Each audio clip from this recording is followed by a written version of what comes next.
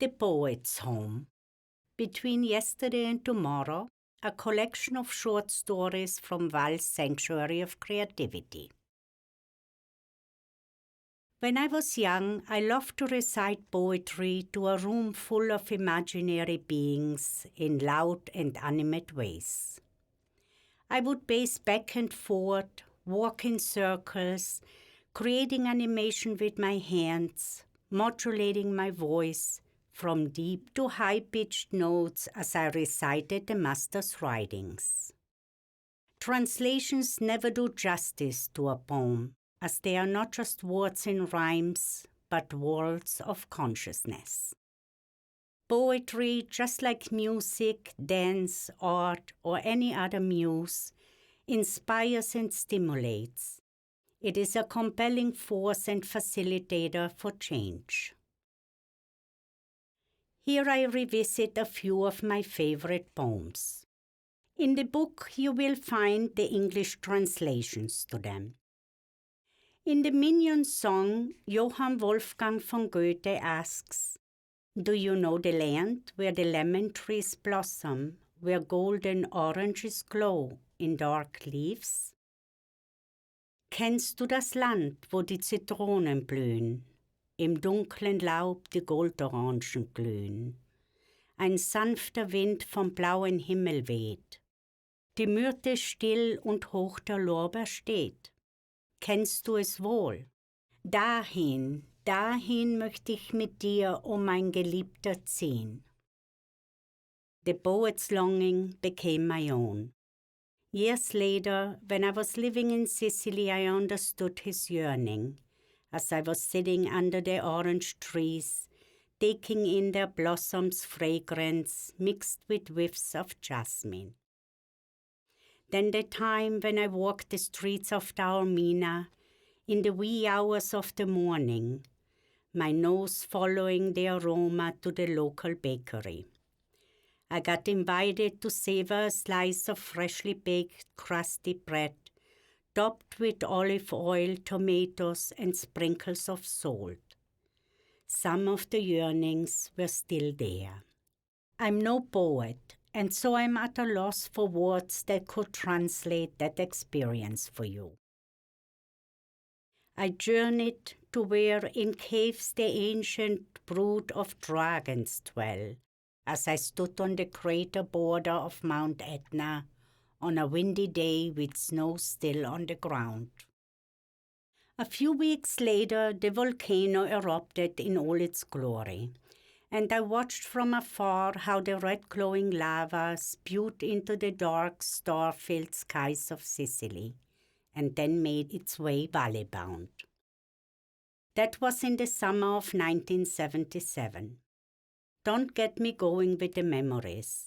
For me, they are all tightly wrapped up in Goethe's question, "Do you know the land?" My answer holds so much more than just a yes, I know. Poetry is the word that speaks to my soul, one that understands my yearning for that which I have no pictures or words. Some poems scared the living daylights out of me. I would have to muster up all my courage to recite those words and fill each one with the emotion it wanted to be expressed with. One of those was The Elf King, also by Johann Wolfgang von Goethe. The dog would lift his ears in surprise or duck his tail and whimper, depending on the intonation of my voice. Ever so often my mother would burst into the room with a shrill, "Enough already!" And that would pull me out of the world I had immersed myself in with a startling awakening. At times, when the emotions being evoked were too scary or sad, it was a welcome. Rainer Maria Rilke is one of my favorite poets. I may have recited all of his poems at one time or another, and I learned many of them. The one that often comes to mind is the Panther. Der Panther. Sein Blick ist vom Vorübergehen der Stäbe so müd geworden, dass nichts mehr hält. Ihm ist, als ob es 1000 Stäbe gäbe und hinter 1000 Stäben keine Welt. Der weiche Gang geschmeidig starker Schritte, der sich im allerkleinsten Kreise dreht, ist wie ein Tanz von Kraft um eine Mitte, in der betäubt ein großer Wille steht. Nur manchmal schiebt der Vorhang der Pupille sich lautlos auf. Dann geht ein Bild hinein, geht durch der Glieder angespannte Stille und hört im Herzen auf zu sein. Here the English translation by Leonard Cottrell. The very passage of these bars has made his gaze an empty stare, as if the bars were all there are and that behind them nothing's there. Strong and subtle strides around and back to their beginning come. A swirling play of power surrounds a noble will that stands there numb. Just at times the curtain parts, quietly inside the eyes.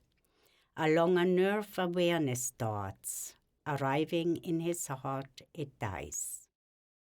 It's a deep sadness that arises from the abyss within whenever I hear or think of this poem.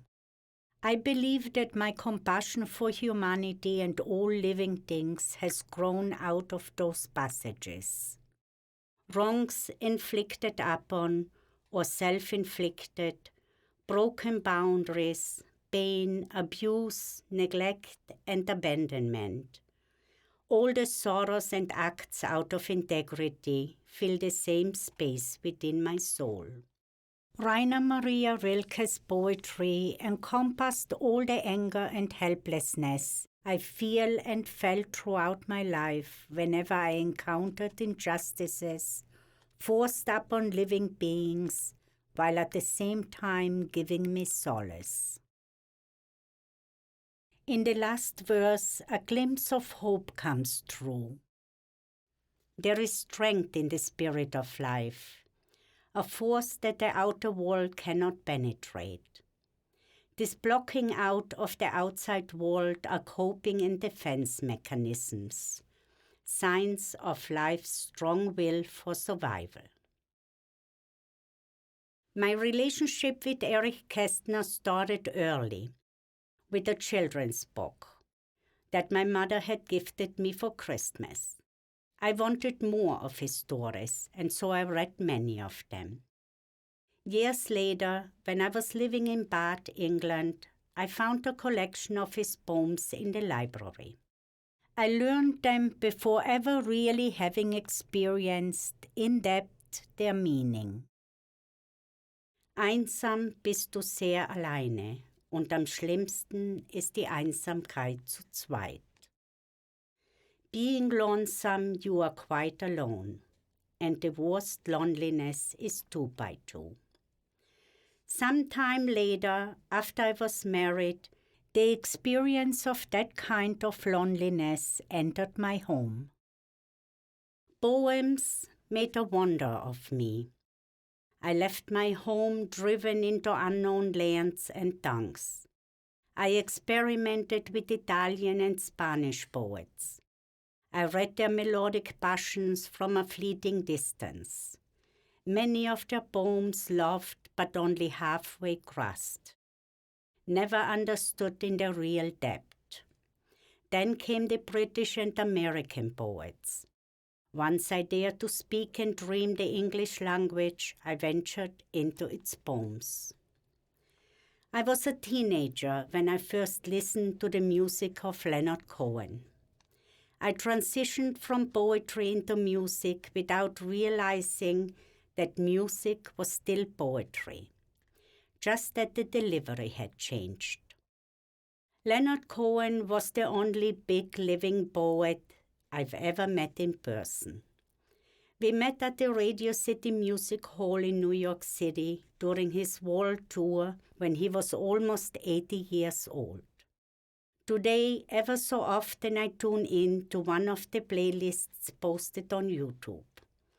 While listening, I live through a spectrum of emotions, memories, tears, and hopes, and I always feel renewed. Many of his works are favorites of mine. One of his best-known works is Hallelujah. Now I've heard there was a sacred chord that David played and it pleased the Lord. But you don't really care for music, do you? It goes like this: the fourth, the fifth, the minor fall, the major lift, the baffled king composing Hallelujah. He wrote 80 stanzas for this song.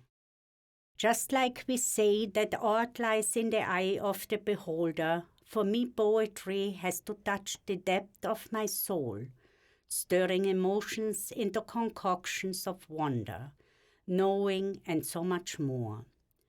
Poets that stir my soul through their verses have found a forever home in my heart.